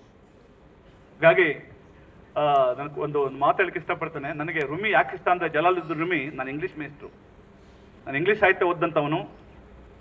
ನನಗೆ ಆ ಕಾರಣಕ್ಕೆ ನನಗೆ ವರ್ಲ್ಡ್ ಲಿಟ್ರೇಚರ್ ಓದುವಂಥ ದೊಡ್ಡ ಅವಕಾಶ ಸಿಕ್ತು ನನಗೆ. ಜಗತ್ತಿನ ಗ್ರೇಟ್ ರೈಟರ್ಸು, ಎಲಿಯಟಿಂದ ಹಿಡಿದು, ಶೇಕ್ಸ್ಪಿಯರಿಂದ ಹಿಡಿದು, ಡಾಂಟೆಯಿಂದ ಹಿಡಿದು, ಆ ಕ್ಲಾಸಿಕ್ಸ್ ಎಲ್ಲ ಓದುವಾಗ, ಆಫ್ರಿಕನ್ ಕ್ಲಾಸಿಕ್ಸು, ಅಮೆರಿಕನ್ ಕ್ಲಾಸಿಕ್ಸು, ಕಾಮನ್ವೆಲ್ತ್ ಲಿಟ್ರೇಚರ್ ಇವೆಲ್ಲ ಓದುವಾಗ ನನಗೆ ನಾನು ಈ ಜಗತ್ತಿನ ಭಾಷೆಗೆ, ಯಾವುದೇ ಒಬ್ಬ ನಿಜವಾದ ಸಾಹಿತ್ಯ ವಿದ್ಯಾರ್ಥಿಗೆ, ಕವಿಗೆ ಭಾಷೆ ಯಾವತ್ತೂ ಬ್ಯಾರಿಯರ್ ಅಲ್ಲ, ಅದು ಮೊದಲನೇ ಕ್ವಾಲಿಫಿಕೇಶನ್. ಅದು ನನಗೆ ರುಮಿನ ಓದಿದಾಗ ಅನಿಸ್ತು, ಎಂಥೋ ಅದ್ಭುತವಾದ ಕವಿ ಅವನು. ಒಂದು ಸಣ್ಣ ಪದ್ಯದ ಒಂದು ಜಲಕ್ ಮಾತ್ರ ಹೇಳ್ಬಿಡ್ತೀನಿ, ಕಂಪೇರ್ ಮಾಡ್ತಾನೆ. ಒಂದು ಕಡೆ ಒಂದು ಕಾಡು ನಿಂತಿರುತ್ತೆ, ಫಾರೆಸ್ಟು. ಆ ಕಾಡು ತುಂಬಾ ದುಃಖ ಪಡ್ತಾ ಇರುತ್ತೆ, ಛೇ ನಂದೊಂದು ಲೈಫಾ, is it a meaningful life, my life? ಯಾರು ಹೇಳಿದ್ನ? ಫಾರೆಸ್ಟು. ಏನ್ ಹೇಳುತ್ತೆ ಫಾರೆಸ್ಟು? ಅದಕ್ಕೆ ಬೇಸರ ಇದೆ, ದುಃಖ ಇದೆ ತನ್ನ ಬದುಕಿನ ಬಗ್ಗೆ. ಹಿಂಗೆ ನಿಂತಿರ್ಬೇಕು, ಮರಗಳೆಲ್ಲ ಕಾಡಲ್ಲಿ ಎಷ್ಟು ದಿವಸ ನಿಂತಿರ್ಬೇಕು, ಸಾಯೋವರೆಗೂ ಹಿಂಗೆ ನಿಂತಿರ್ಬೇಕಲ್ಲ, ಒಂದು ಸಣ್ಣ ಚಲನೆ ಇಲ್ವೇ, ಮೂವ್ಮೆಂಟೇ ಇಲ್ವೇ, ಏನಿದು? ನೋಡು ನದಿ, ನೋಡಿ ಎಷ್ಟು ಚೆನ್ನಾಗಿ ಹೋಗ್ತಾ ಇದೆ, ಹೊಸ ಊರು, ಹೊಸ ಜನ, ಹೊಸ ಪ್ರದೇಶ, ಏನ್ ಖುಷಿಯಾಗಿ ಹೋಗ್ತಾ ಇದೆ ನದಿ, ಕಾಡಲ್ಲಿ ಹೋಗ್ತಾ ಇದೆ ನದಿ. ನನ್ನ ಲೈಫ್ ನೋಡು ಅಂತ ಕಂಪೇರ್ ಮಾಡ್ಕೊಳ್ಳುತ್ತೆ. ನದಿ ಮಾತಾಡುತ್ತೆ, ಪುಣ್ಯಾತ್ಮ, ನಿಂದಯ ಸುಂದರವಾದ ಲೈಫ್ ನಂದಲ್ಲ. ಪ್ರೇಮಿಗಳು ಬಂದು ಕುಳಿತುಕೊಳ್ತಾರೆ, ಕವಿಗಳು ನಿನ್ನ ಬಗ್ಗೆ ಪದ್ಯ ಬರೀತಾರೆ, ಯು ಆರ್ ಚೈಲ್ಡ್, ಎಷ್ಟು ಸುಂದರವಾದ ಲೈಫ್ ನೀನು, ಎಷ್ಟು ಸುಂದರವಾಗಿ ಕಾಣಿಸ್ತೀಯ, ನಿಸರ್ಗದ ಬ್ಯೂಟಿ. ನಾನು ಒಂಥರ ಭಿಕ್ಷುಕ ಅಥವಾ ಅಪರಿಚಿತ, ಓಡ್ತಾ ಇರ್ತೀನಿ. What is my life? Running running running, what for? Without any purpose. ನನ್ನ ಪರ್ಪಸ್ಸೇ ಇಲ್ಲ, ಯಾರು ನನ್ನ ಗುರ್ಸಲ್ಲ. ಈ ಊರಲ್ಲಿ ನಾನು ಸ್ಟ್ರೇಂಜರು. ತುಮಕೂರಲ್ಲಿದೆ, ತುಮಕೂರವ್ರು ಒಂಥರ ನೋಡ್ತಾರೆ, ದಾವಣಗೆರೆಗೆ ಹೋದ್ರೆ ಅಲ್ಲೊಬ್ರು ನೋಡ್ತಾರೆ, ನಾನು ಯಾರಿಗೂ ಒಂದು ರೀತಿ ಪರಿಚಿತ ಇಲ್ಲ. ನಿಂದಪ್ಪ ಸುಂದರವಾದ ಲೈಫು. ಕೊನೆಗೆ ರುಮಿ ಹೇಳ್ತಾನೆ, ಹಾಗಾದ್ರೆ ಮನುಷ್ಯನ life, what is the life of a man? Is it a life of a forest or a life of a river? ಅವಾಗ ಕ್ವಶನ್ ಆಗ್ತಾನೆ, am I a forest? Question mark ಅದು. Am I a river?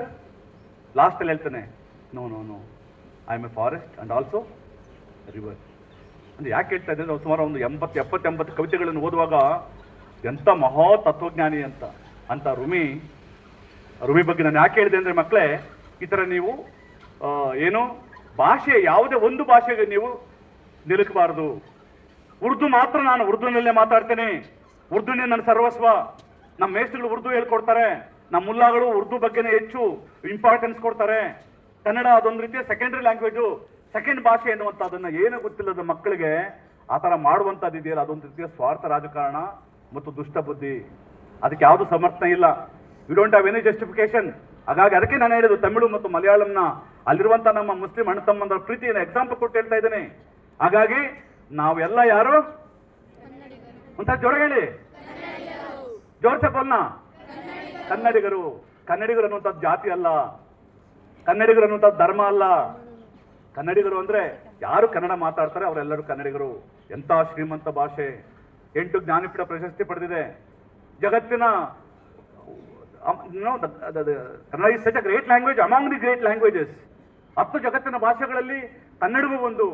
ಕನ್ನಡದ ಕಾಗುಣಿತ ಹೆಂಗಿದೆ ಗೊತ್ತಾ? ಒಬ್ಬ ಹೆಣ್ಣಿಗೆ ಬಂಗಾರ ತೊಡಸ್ದಂಗೆ ಕಿವಿಗಳಿಗೆ, ಐತ್ವಾ, ಓತ್ವಾ, ಔತ್ವಾ, ಏನಿದೆ ಆ ಒತ್ತಕ್ಷರಗಳು ಅಥವಾ ಕಾಗುಣಿತ, ಒಬ್ಬ ತಾಯಿಗೆ ಒಡವೆ ಕಿವಿಗೆ, ಮೂಗಿಗೆ ಕೊಟ್ಟು, ಆ ಥರ ಅಷ್ಟು ಸುಂದರವಾದ ಭಾಷೆಯನ್ನ ನೀವು ಕಲಿಬೇಕು. ಮದ್ರಸ ಇರಲಿ, ಕಾನ್ವೆಂಟ್ ಇರಲಿ, ಮಠ ಇರಲಿ, ಕನ್ನಡ ಮೀಡಿಯಂಗೆ ಕನ್ನಡದಲ್ಲಿ ಓದೋರ್ಗೆ ಏನೆಲ್ಲ ಇದಿದೆ, ಜಾಬ್ ರಿಸರ್ವೇಷನ್ ಇದೆ. ರಿಸರ್ವೇಷನ್ ಓದಬೇಡಿ, ಪ್ರೀತಿಯಿಂದ ಓದಬೇಕು. ಅದಕ್ಕೆ ನಾನು ತಮಿಳು ಮತ್ತು ಮಲಯಾಳಮನ್ನ ಪದೇ ಪದೇ ನಾನು ಜ್ಞಾಪಿಸ್ಕೊಂಡು ಈ ಮಾತನ್ನು ಹೇಳ್ತಾ ಇದ್ದೇನೆ. ಹೆಚ್ಚು ಮಾತಾಡ್ಲಾರೆ, ನಾನು ಮೇಷ್ಟ್ರ ಮಾತು ಕೇಳಬೇಕಿತ್ತು, ನನ್ನ ಸ್ನೇಹಿತರ ಮಾತು ಕೇಳಬೇಕಿತ್ತು. ನನಗೆ ಬೆಂಗಳೂರಲ್ಲಿ ಬೋರ್ಡಲ್ಲಿ ಒಂದು ಪರೀಕ್ಷೆ ಬಗ್ಗೆ ಒಂದು ಇಂಪಾರ್ಟೆಂಟ್ ಮೀಟಿಂಗ್ ಇದೆ, ಅದಕ್ಕೆ ನಾನು ಹೋಗಬೇಕಾಗಿದೆ. ನಾನು ದಯವಿಟ್ಟು ಕ್ಷಮಿಸಬೇಕಂತ ಹೇಳ್ತಾ ನನ್ನ ಮಾತುಗಳನ್ನು ಮುಗಿಸ್ತೇನೆ. ಜೈ ಹಿಂದ್, ಜೈ ಕರ್ನಾಟಕ. Thank you all. ತಮ್ಮದೇ ಆದಂತಹ ವಿಶಿಷ್ಟ ಭಾಷಾ ಕೌಶಲ್ಯದಿಂದ ವಿದ್ಯಾರ್ಥಿಗಳಿಗೆ ಗ್ರಂಥ ಸಾಹಿತಿಗಳ ಒಂದು ಪರಿಚಯವನ್ನು ಒಳಪಡಿಸಿದಂತಹ ಪದವಿ ಪೂರ್ವ ಶಿಕ್ಷಣ ಇಲಾಖೆಯ ಉಪನಿರ್ದೇಶಕರಾದ ಗೌರವಾನ್ವಿತ ಡಾಕ್ಟರ್ ಬಾಲಗಂಗಾಧರ ಮೂರ್ತಿ ಸರ್ ಅವರಿಗೆ ಈಗ ಗೌರವ ಸಮರ್ಪಣೆ. ಎಲ್ಲೂ ಜೋರು ಚಪ್ಪಾಳೆಯೊಂದಿಗೆ ನಮ್ಮ ಈ ಕನ್ನಡ ಕಲಿಕಾ ಉದ್ಘಾಟನಾ ಸಮಾರಂಭದ ಪ್ರಯುಕ್ತ ಅವರು ಬಂದು ಈ ಕಾರ್ಯಕ್ರಮವನ್ನು ಯಶಸ್ವಿಯಾಗಿ ನಡೆಸಿಕೊಂಡಿದ್ದಾರೆ. ಅವರಿಗೆ ಎಲ್ಲರ ಪರವಾಗಿ Jamia ಸೈದನ ಅನಸಿಬ್ನ Malik education charitable trust ವತಿಯಿಂದ ಒಂದು ಗೌರವ ಸಮರ್ಪಣೆ.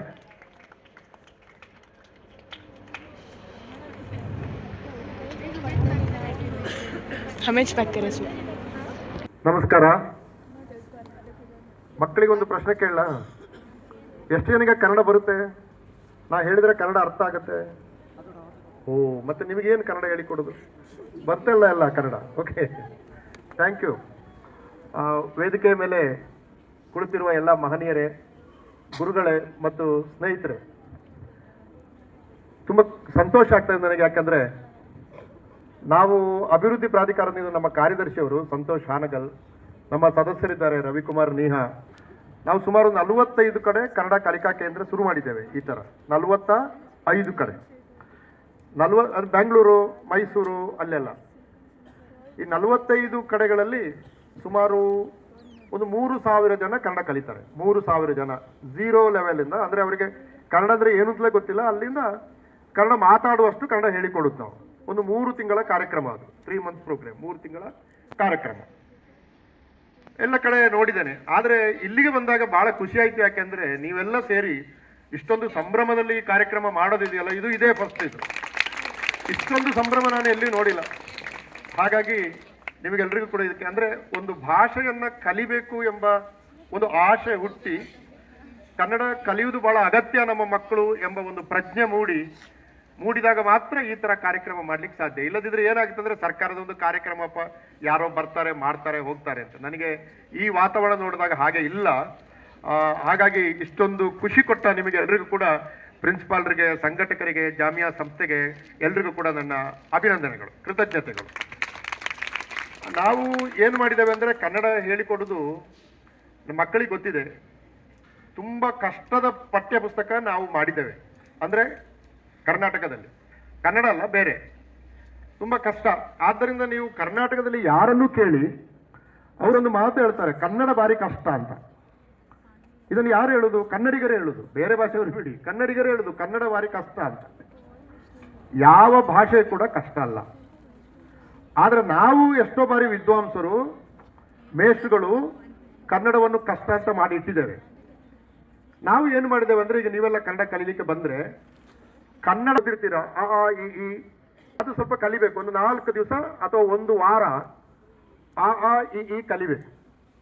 ಇದು ಎಲ್ಲ ಭಾಷೆ. ನೀವು ಇಂಗ್ಲಿಷ್ ಓದಿದ್ರೆ ABCD ಓದಬೇಕು, ಉರ್ದುನಲ್ಲಾದ್ರೂ ಓದಬೇಕು, ಹಿಂದಿಯಲ್ಲಾದ್ರೂ ಓದಬೇಕು, ತಮಿಳಲ್ಲಾದ್ರೂ ಓದಬೇಕು.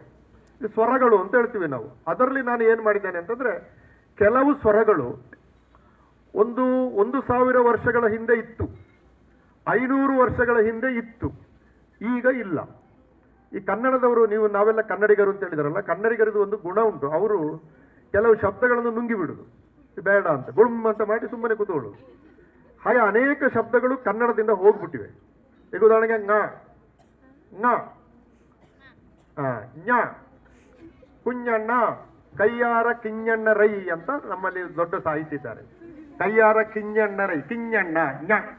ವಿಜ್ಞಾನ, ವಿಜ್ಞಾನ ಞ. ಆದರೆ ಕರ್ನಾಟಕದಲ್ಲಿ ಇವತ್ತು ಸುಮಾರು 50%ಕ್ಕಿಂತ ಹೆಚ್ಚು ಜನಕ್ಕೆ ಕಿഞ്ഞಣ್ಣ ರೈ ಅಂತ ಹೇಳಲಿಕ್ಕೆ ಬರೋದಿಲ್ಲ. ಅವರು ಕೀ ಅಣ್ಣ ಅಂತಾರೆ, ಕೀ ಅಣ್ಣ. ನನ್ನ ಫ್ರೆಂಡ್ ಇದ್ದಾರೆ, ಕನ್ನಡದ ಬಹಳ ದೊಡ್ಡ ಲೇಖಕ, ಬಳುವಾರು ಮಹಮ್ಮದ್ ಕುಂಞಿ, ನೀವು ಕೇಳಿರ್ಬೇಕು. ನಾವು ಮಂಗಳೂರಿನವರು, ಒಟ್ಟಿಗೆ ಓದಿದವರು, ಕೆಲಸ ಮಾಡಿದವರು. ಸಾಹಿತಿಗಳಿಗೆ, ಲೇಖಕರಿಗೆ ಅವರ ಹೆಸರನ್ನು ಹೇಳಲಿಕ್ಕೆ ಬರೋದಿಲ್ಲ. ಅವರು ಬಹಳ ಜನ ಬಳುವಾರು ಮಹಮ್ಮದ್ ಕುಂಞಿ ಅಂತಾರೆ. ಕುಂಞಿ ಬೇರೆ, ಕುಂಞಿ ಬೇರೆ ಅಲ್ವಾ? ಆದ್ದರಿಂದ ಏನಾಗಿದೆ ಅಂತಂದ್ರೆ, ಕನ್ನಡವನ್ನ ಇವತ್ತು ಅನೇಕ ಪದಗಳನ್ನು ಮಾತನಾಡಲಿಕ್ಕೆ ಜನಕ್ಕೆ ಆಗುದಿಲ್ಲ. ಸದ್ಯಕ್ಕೆ ನಾವು ಏನು ಮಾಡಿದ್ದೇವೆ, ಅಂತ ಪದಗಳನ್ನು ಬಿಟ್ಟು ಬಿಟ್ಟಿದ್ದೇವೆ. ಹೇಳಲಿಕ್ಕೆ ಬಾರದನ್ನು ಹೇಳಿಕೊಡುದು ಯಾಕೆ? ನಾವು ಗುರುಗಳಿಗೆ ಅರ್ಥ ಆಗ್ತದೆ. ಈಗ ಒಂದು ಯಾರಿಗೂ ಹೇಳಿಕೊಡುವ ಅಗತ್ಯ ಇಲ್ಲ. ಮುಂದೆ ಅವರು ಅಡ್ವಾನ್ಸ್ ಲೆವೆಲ್ಗೆ ಹೋದಾಗ ಕನ್ನಡದಲ್ಲಿ ನಾನು ಪಂಡಿತ ಆಗಬೇಕು ಅಂತ ಏನಾದ್ರು ಯೋಚನೆ ಮಾಡಿದ್ರೆ ಆಗ ಹೇಳಿಕೊಡುವ. ಇನಿಷಿಯಲ್ ಲೆವೆಲಲ್ಲಿ ಅದು ಬೇಡ, ಞಾ ಬೇಡ, ಞಾ ಬೇಡ, ಞ ಅಂಕ ಞ ಹೇಳಲಿಕ್ಕೆ ಬರುವುದಿಲ್ಲ ಅನೇಕರಿಗೆ. ಞ ಹೇಳಂದ್ರೆ ಕಾ ಹೇಳ್ತಾರೆ, ಕಾ ಬೇರೆ ಕಣೆ, ಞ ಹೇಳು ಹೇಳಲಿಕ್ಕೆ ಬರುವುದಿಲ್ಲ. ಅದು ಬಿಟ್ಟು ಹೋಗ್ಬಿಟ್ಟಿದೆ. ಒಂದು ಕಾಲದಲ್ಲಿ ಇತ್ತು, ನಾ ಹೇಳಿದಲ್ಲ ಕನ್ನಡಿಗರು ಸ್ವಲ್ಪ ಸೋಮಾರಿಗಳು.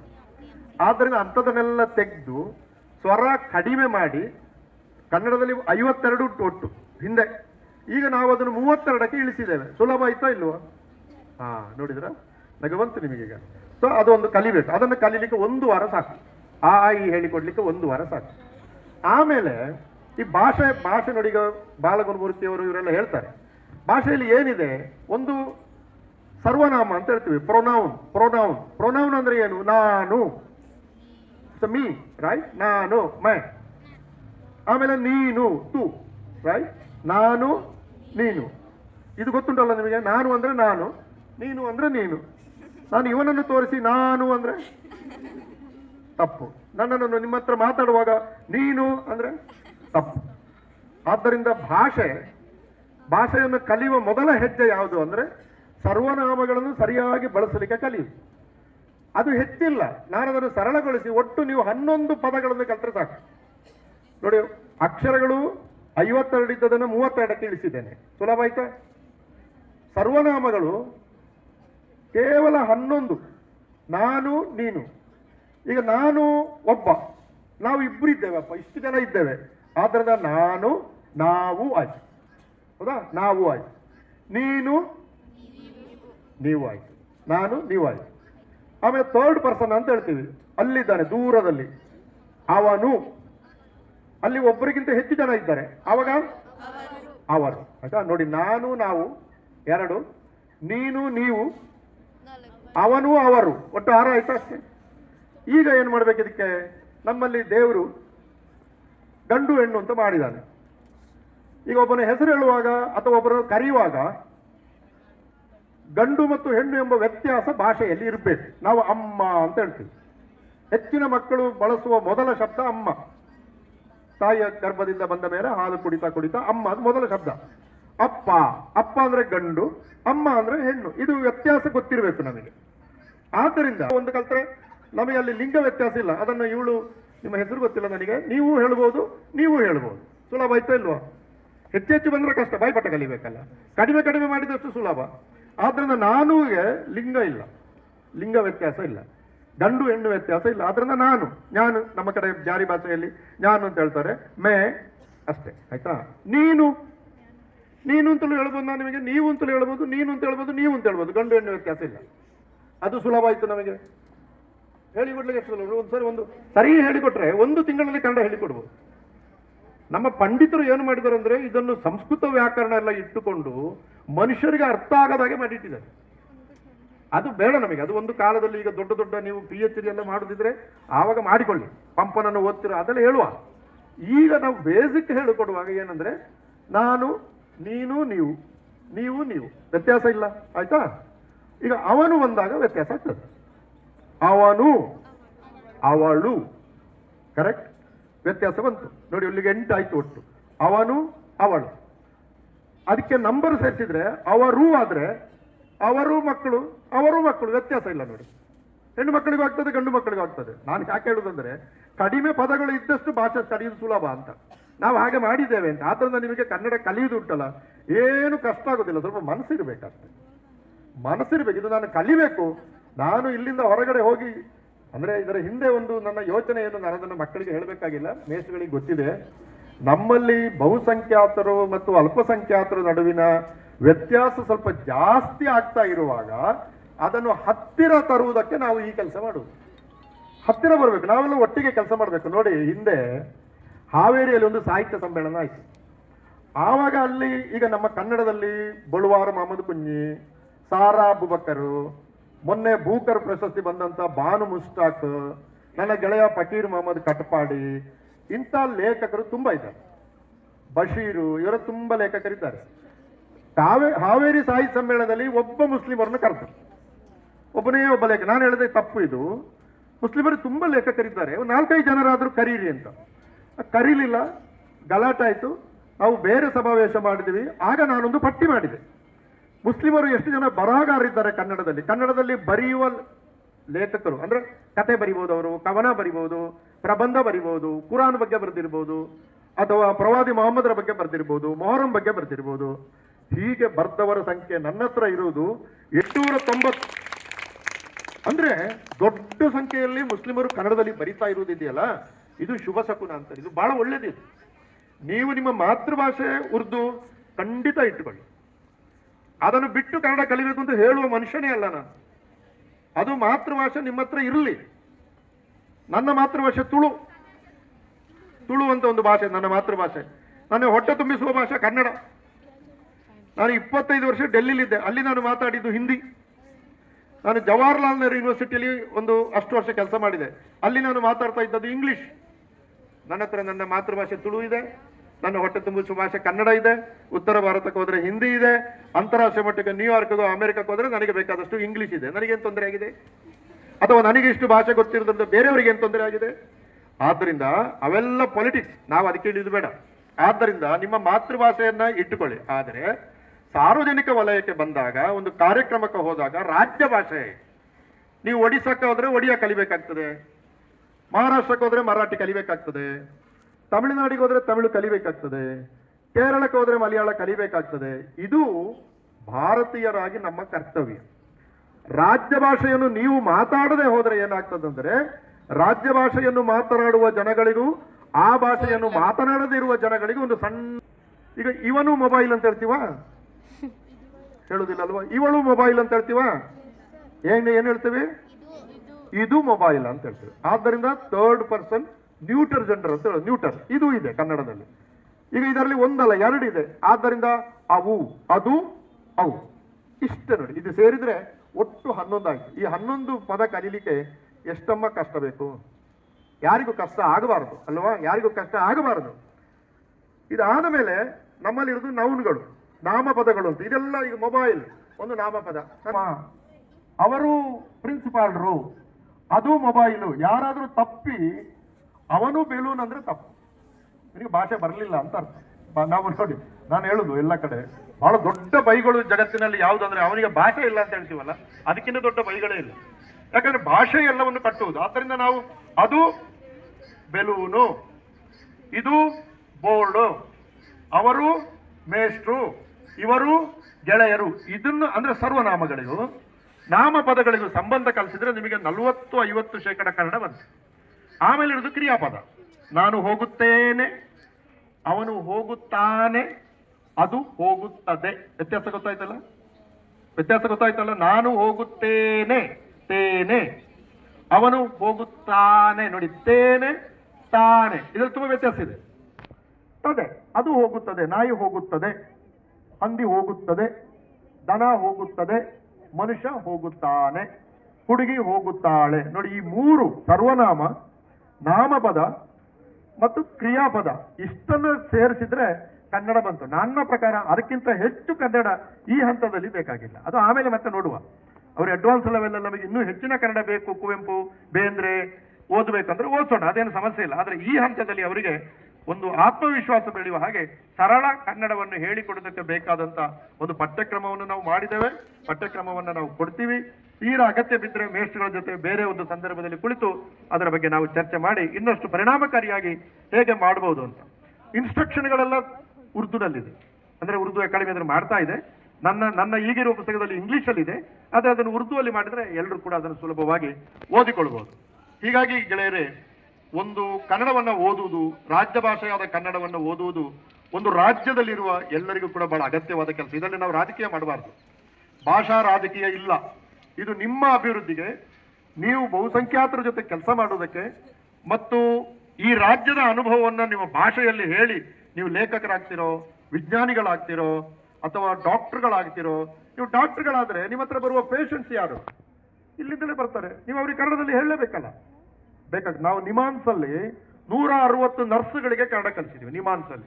ನಿಮಾನ್ಸ್ ಹಾಸ್ಪಿಟಲ್ ನರ್ಸ್ಗಳು, ಆ ನರ್ಸ್ಗಳು ಸೇವೆ ಮಾಡೋದು ಯಾರನ್ನ? ಕನ್ನಡಿಗರನ್ನ. ನಿಮ್ಮ ಹತ್ರ ಬಂದು ಅವಕ ನಾಮ್ ಕ್ಯಾ ಅಂತ ಹೇಳಿದ್ರೆ ಎಂತ ಹೇಳುದು? ಅವ ಪಾಪ ಅವ ಹಳ್ಳಿಯಿಂದ ಬಂದಿರ್ತಾನೆ, ಕಮಂಡ ನನ್ನ ಹೆಸರು ಗುರು ಹೇಳ್ತಾನವ, ಅವಕ ನಾಮ್ ಕ್ಯಾ, ಹಾಸೆ ಆಯ, ಏನು ಗೊತ್ತಾಗಲ್ಲ. ಯಾಕೆ ನಮ್ಮ ಜನಕ್ಕೆ ಈ ಸರಳವಾದ ವಿಷಯಗಳು ಅರ್ಥ ಆಗುದಿಲ್ಲ ಅಂತ ನಂಗೆ ಅರ್ಥ ಆಗುದಿಲ್ಲ. ಬಹಳ ಸಿಂಪಲ್. ಒಬ್ಬ ವೈದ್ಯ, ಡಾಕ್ಟ್ರು ಪೇಷಂಟ್ ಹತ್ರ ಮಾತಾಡುವಾಗ ಅವನ ಭಾಷೆಯಲ್ಲಿ ಮಾತಾಡೋದಿದ್ರೆ ಅವನ ದುಡ್ಡು ಯಾಕೆ ಕೊಡ್ತಾನೆ ಇವರಿಗೆ ಅವ ಕೊಡುವ ದುಡ್ಡು ಬೇಕು, ಅವನ ಭಾಷೆ ಬೇಡ. ಹೀಗೆಲ್ಲ ನಾವು ಭಾಷೆಯನ್ನು ಕೆಡಿಸಿಟ್ಟಿದ್ದೇವೆ ಗೆಳೆಯರೇ. ಬಹುಶಃ ನಾನು ಹೇಳಿದ ಅರ್ಥ ಆಗಿದೆ ಅಂತ ನಾನು ಭಾವಿಸ್ಕೊಳ್ತೀನಿ. ಇದು ಬಹಳ ಮುಖ್ಯ. ಇದರ ಜೊತೆಗೆ ನೀವೆಲ್ಲರೂ ಕೂಡ ಇಂಗ್ಲಿಷನ್ನು ಕೂಡ ಚೆನ್ನಾಗಿ ಓದಿ, 1ನೇ ಕ್ಲಾಸಿಂದಲೇ ಇಂಗ್ಲಿಷನ್ನು ಓದಿ, IAS IPS ಗಳಿಗೆಲ್ಲ ಪ್ರಯತ್ನ ಮಾಡಿ, ದೇಶದ ಅಡ್ಮಿನಿಸ್ಟ್ರೇಷನ್ ಒಳಗಡೆ ಬನ್ನಿ, ದೇಶವನ್ನ ಕಟ್ಟಿ. ಈ ಮಾತು ಯಾಕೆ ಅಂದ್ರೆ ನನ್ನ ಕೊನೆಯ ಮಾತು 2 ನಿಮಿಷದಲ್ಲಿ ಹೇಳ್ತೀನಿ ನಾನು. ನೋಡಿ, 1857 1857ನಲ್ಲಿ ಮೊದಲ ಸ್ವಾತಂತ್ರ್ಯ ಸಂಗ್ರಾಮ ಆರಂಭವಾಯಿತು. ಆವಾಗ ಡೆಲ್ಲಿಯನ್ನು ಆಳ್ತಾ ಇದ್ದವನು ಮೊಘಲರ ಕೊನೆಯ ಅರಸ ಬೌದ್ರ್ ಶಾ ಜಫರ್. 90 ವರ್ಷವನಿಗೆ, ಒಬ್ಬ ಸೂಫಿ ಪೋಯಟ್ ಅವನು. ಅವನನ್ನ ಬ್ರಿಟಿಷರು ನಿರ್ದಯವಾಗಿ ಅವನನ್ನ ಸೋಲಿಸಿ ಅವನೊಂದು ಹಳೆಯ ಗಾಡಿ ಎತ್ತಿನಲ್ಲಿ ಕೂರಿಸಿ ರಂಗೂನಿಗೆ ಕಳಿಸಿ ಅವಮಾನ ಮಾಡಿದರು ಬೌದ್ರ್ ಶಾ ಜಫರ್ನನ್ನು. ಅವನ 3 ಮಕ್ಕಳನ್ನ ಡೆಲ್ಲಿಯಲ್ಲಿ ಕೊಂದು ಹಾಕಿದರು. ಆ ಜಾಗ ಖೂನಿ ದರ್ವಾಜ ಅಂತ ಈಗಲೂ ಕೂಡ ಪ್ರಖ್ಯಾತವಾಗಿದೆ. ಸುಮಾರು 400 ವರ್ಷಗಳ ಕಾಲ ಭಾರತವನ್ನು ಆಳಿದ ಒಂದು ದೊಡ್ಡ ಅರಸುಮನೆತನದ ಕೊನೆಯ ಅರಸನನ್ನ ಬ್ರಿಟಿಷರು ಹೀಗೆ ಅವಮಾನಿಸಿ, ಈಗ ಕುದುರೆಗಳಿತ್ತು, ಬೌದ್ರ್ ಶಾ ಜಫರ್ನನ್ನು ರಂಗೂನಿಗೆ ಕಳಿಸಬೇಕಾದ್ರೆ ಕುದುರೆಯಲ್ಲಿ ಕೂತಿ ಕಳಿಸಬಹುದಾಗಿತ್ತು. ಒಂದು ಕೃತಜ್ಞತೆ, ಅದು ಅಷ್ಟೇ, ಒಂದು ವೈರಿಯ ಮೇಲೆ ಕೂಡ ಇರುವ ಪ್ರೀತಿ ಅಷ್ಟೇ ಅದು. ಆದ್ರೆ ಅವಮಾನ ಮಾಡಿದ್ರು. ಈ ಅವಮಾನದಿಂದ 1857 ಮೊದಲ ಸ್ವಾತಂತ್ರ್ಯ ಸಂಗ್ರಾಮದಲ್ಲಿ ಬಹಳ ಮುಸಲ್ಮಾನರು ಉಗ್ರವಾಗಿ ಬ್ರಿಟಿಷರ ಜೊತೆ ಹೋರಾಟ ಮಾಡಿದರು. ಅಶ್ಫಾಕುಲ್ಲಾ ಖಾನ್ ಅಂತವರು ಗಲ್ಲಿಗೇರಿದ್ರು, ಬಹಳ ಜನ ಗಲ್ಲಿಗೇರಿದ್ರು. ಮುಸ್ಲಿಂ ಮಹಿಳೆಯರನ್ನ 6 ಜನ ಮುಸ್ಲಿಂ ಮಹಿಳೆಯರನ್ನ ಗುಂಡಿಟ್ಟು ಕೊಲ್ಲಲಾಗಿದೆ ಸ್ವಾತಂತ್ರ್ಯ ಹೋರಾಟದಲ್ಲಿ ಪಾರ್ಟಿಸಿಪೇಟ್ ಮಾಡಿದ್ದು. ಸರಳವಾಗಿ ಒಂದು ಮಾತು ಏನ್ ಹೇಳ್ತೇನೆ ಅಂತಂದ್ರೆ, ಸ್ವಾತಂತ್ರ್ಯ ಹೋರಾಟದಲ್ಲಿ ಮುಸಲ್ಮಾನರು ಮುಘಲರ ಕೊನೆಯ ಅರಸರ ಮೇಲೆ ಆದಂತ ಅನ್ಯಾಯವನ್ನು ತೀರಿಸುವುದಕ್ಕೆ ಉಗ್ರವಾಗಿ ಹೋರಾಟ ಮಾಡಿದ್ರು. ಇನ್ನೊಂದು ಏನು ಮಾಡಿದ್ರು ಗೊತ್ತಾ? ಇಂಗ್ಲಿಷರನ್ನು ವಿರೋಧಿಸುವುದರ ಜೊತೆಗೆ ಆ ಕಾಲದ ಮುಸಲ್ಮಾನರು ಕೆಲವರು ಇಂಗ್ಲಿಷನ್ನು ಕೂಡ ಕಲೀಲಿಕ್ಕೆ ಹೋಗ್ಲಿಲ್ಲ. ನಿಮ್ಮ ಭಾಷೆ ನಮಗೆ ಬೇಡ, ನಮ್ಮ ಭಾಷೆ ಉರ್ದು ಅಂತ ಹೇಳಿ ಅಲಿಗಢನಲ್ಲಿ ಮುಸ್ಲಿಂ ವಿಶ್ವವಿದ್ಯಾಲಯ ಆರಂಭ ಮಾಡಿದ್ರು, ಡೆಲ್ಲಿಯಲ್ಲಿ ಜಾಮಿಯಾ ಮಿಲಿಯಾ ಆರಂಭ ಮಾಡಿದ್ರು. ಹೀಗೆಲ್ಲ ಕೆಲಸ ಆಯ್ತು. ಆದ್ರೆ 1930-35ರಷ್ಟೊತ್ತಿಗೆ ಉರ್ದು ಜಾಗವನ್ನ ಹಿಂದಿ ಆಕ್ರಮಿಸಿಕೊಂಡಿತ್ತು. 1947ರಲ್ಲಿ ಸ್ವಾತಂತ್ರ್ಯ ಬಂದಾಗ ಆ ಕಾಲ ಸರ್ಟಿಫಿಕೇಟ್ ಕೊಡಬೇಕು ನಮ್ಮ ಕಾರ್ಯದರ್ಶಿಗಳೇ ಬರ್ತಾರೆ, ಕಾರ್ಡ್ ಮಾಡಿ. ಹಾಗಾಗಿ ಕೊನೆಯ ನೀವು ಕಲಿತೆಲ್ಲ ಆದಮೇಲೆ ಕನ್ನಡದಲ್ಲಿ ಮಾತಾಡ್ಲಿಕ್ಕೆ ನನಗೆ ಗೊತ್ತುಂಟು ಕನ್ನಡದಲ್ಲಿ ಹೇಗೆ ಮಾತಾಡಿಸ್ಬೇಕು ಮಕ್ಕಳನ್ನು ಅಂತ. ಅದೆಲ್ಲ ಮಾಡುವ, ಬರ್ತೀನಿ. ನೀವು ಎಲ್ಲರಿಗೂ ಕೂಡ ಶುಭವಾಗಲಿ. ಮತ್ತೆ ಈ ಕೆಲಸ ಈಗಾಗಲೇ ಬಾಲಗುರುಮೂರ್ತಿ ಹೇಳಿದಾಗೆ ಇದು ಸಣ್ಣ ಕೆಲಸ ಅಂತ ದಯವಿಟ್ಟು ತಿಳ್ಕೊಬೇಡಿ. ಖಂಡಿತ ಅಲ್ಲ. ನಾನು ಪ್ರಾಧಿಕಾರ ಬಹಳ ಯೋಚನೆ ಮಾಡಿ ಈ ಕೆಲಸ, ನಾನು ಶುರು ಇದನ್ನು ಅನೌನ್ಸ್ ಮಾಡುವಾಗ ನನಗೆ ತುಂಬಾ ಪ್ರತಿಭಟನೆ ಬಂತು. ಇದನ್ನೆಲ್ಲ ಯಾಕೆ ಮಾಡ್ತೀರಿ ನೀವು ಅಂತ. ನಾನು ಇದನ್ನು ಮಾಡ್ಲಿಕ್ಕೆ ಬಂದದ್ದು ಅಂತಂದೆ, ಬೇರೆ ಮಾಡ್ಲಿಕ್ಕೆ ಬಂದದಲ್ಲ ಅಂತ. ಒಂದು 40 ಪುಸ್ತಕ ಬರಿತಾ ಇದ್ದೇನೆ, ಈಗ ಬರ್ತದೆ ಇನ್ನೊಂದು ತಿಂಗಳಲ್ಲಿ ಅಲ್ವಾ ಸರ್? ಈ ತಿಂಗಳ ಕೊನೆಗೆ ಬಿಡುಗಡೆ ಆಗುತ್ತೆ. ಅದರಲ್ಲಿ ಕರ್ನಾಟಕದ ಒಳಗಡೆ ಹಿಂದೂಗಳು ಮತ್ತು ಮುಸಲ್ಮಾನರು ಒಟ್ಟಿಗೆ ಹೇಗೆ ಬದುಕಿದ್ರು ಅಂತ ಹೇಳುವ 41 ಪುಸ್ತಕ ಬರ್ತದೆ. ಚಿಕ್ಕ ಪುಸ್ತಕ, 70 ಪೇಜ್ 80 ಪೇಜಿನ ಪುಸ್ತಕ, 14 ಫಾಂಟಲ್ಲಿ ಪ್ರಿಂಟ್ ಮಾಡಿದ್ದೇನೆ. ನನ್ನ ಟಾರ್ಗೆಟ್ ಗ್ರೂಪ್ ಯಾರಂದ್ರೆ ಕನ್ನಡ ಕಲಿತ ನೀವು ಓದಬೇಕು ಅದನ್ನು. ಸೂಫಿಗಳು, ಹಿಂದೂಗಳು, ಹಿಂದುನಿ ಮೌನಪಯ್ಯ ಅಂತ ಇದೆ, ಒಂದು ದೇವಸ್ಥಾನ ಇದೆ. ಹಿಂದೂಗಳು ಮೌನಪಯ್ಯ ಅಂತಾರೆ, ಮುಸಲ್ಮಾನರು ಮೌನುದ್ದೀನ್ ಅಂತಾರೆ. ಎದುರುಗಡೆ ಬಂದ್ರೆ ಇಸ್ಲಾಂ ಆರ್ಕಿಟೆಕ್ಚರ್, ಒಳಗಡೆ ಹೋದ್ರೆ ಹಿಂದೂ ಆರ್ಕಿಟೆಕ್ಚರ್. ಏನು ಸಮಸ್ಯೆ ಆಗಿದೆ? ಜನ ಒಟ್ಟಿಗೆ ಬದುಕಿದ್ದಾರೆ. ಅದನ್ನೇ ಕುವೆಂಪು ಅವರು ಒಟ್ಟಿಗೆ ಬಾಳುವ ತೆರದಲ್ಲಿ ಕಲಿಸು, ಒಟ್ಟಿಗೆ ಬಾಳುವ ತೆರದಲ್ಲಿ ಕಲಿಸು. ನಾನು ಅಲ್ಲಾಹನನ್ನು ಬೇಡಿಕೊಳ್ತೇನೆ, ನಾವೆಲ್ಲರೂ ಕೂಡ ಒಟ್ಟಿಗೆ ಬಾಳುವಂತ, ಒಟ್ಟಿಗೆ ಮಾತನಾಡಬಹುದಾದಂತ ಒಂದು ವಾತಾವರಣವನ್ನು ಕಲ್ಪಿಸಿ. ಅದಕ್ಕೆ ನಾವು ನೀವೆಲ್ಲರೂ ಕೂಡ ಕೆಲಸ ಮಾಡೋಣ. ನಮಸ್ಕಾರ.